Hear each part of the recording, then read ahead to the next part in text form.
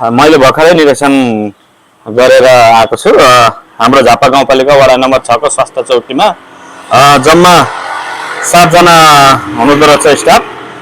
7 जनामा 2 जना छुट्टी जानुभएको रहेछ भने 3 जनाले अहिले त्यहाँको कार्यभार सम्हालिराख्नु भएको रहेछ स्वास्थ्य चौकीको। त्यसैगरी 4 जना चाहिँ स्वयंसेविका हुनुहुँदो रहेछ। स्वयंसेविकामा डम्बर कुमारी बजगाई, निर्मला विष्ट निरौला, नर्मदा पर्साई, पुष्प पर्साई, उहाँहरू चाहिँ स्वास्थ्य चौकीको स्वयंसेवक हुनुहुँदो रहेछ भने अहिलेको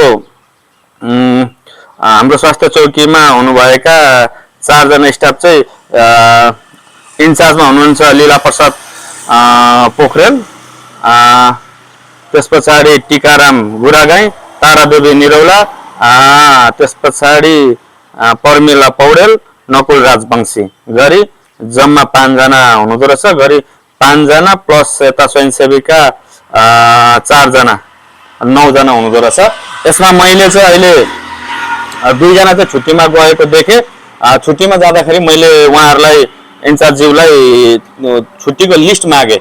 लिस्ट माग्दाखेरि सिस्टममा छ, त्यो सिस्टममा हेर्नका लागि चाहिँ गाउँपालिका जानुपर्छ, त्यहाँबाट हेर्न सकिन्छ भन्ने खालको कुरा आइसकेपछि मैले यो सिस्टम भन्दा पनि त्यो सिस्टमको चाहिँ छुट्टीको लिस्टहरू निकालेर एउटा आम सर्वसाधारणले बुझ्ने गरी कुन कुन स्टाफ स्वास्थ्य क्षेत्रबाट चाहिँ छुट्टीमा जानु भएको छ, छुट्टी लिएर बस्नु भएको छ भने उहाँहरूको नाम लिस्ट चाहिँ नामावली चाहिँ यसरी भित्तामा टाँसेर राखिदिनु होला भनेर पनि मैले रिक्वेस्ट गरेँ।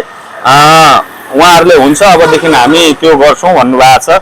किनभने हामीलाई चाहिँ त्यो सिस्टममा हेर्नका लागि आम सर्वसाधारणको लागि अलिकति सम्भव नभएको र सिधै हामीले स्वत रूपमा आम सर्वसाधारण जाँदाखेरि पनि कुनै स्टाफ नहुँदाखेरि त्यहाँ चाहिँ छुट्टीमा छ है भनेर प्रमाणसहित एउटा फोटोकपी गरेर चाहिँ भिडियोमा यसरी भित्तामा टाँस्दाखेरि सही हुन्छ भन्ने हामीले त्यहाँ निर्देशन पनि दिएका छौँ।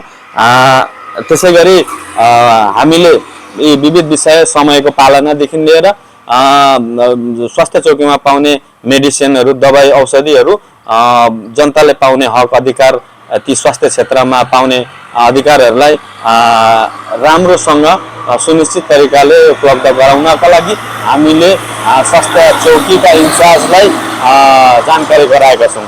हस्, धन्यवाद।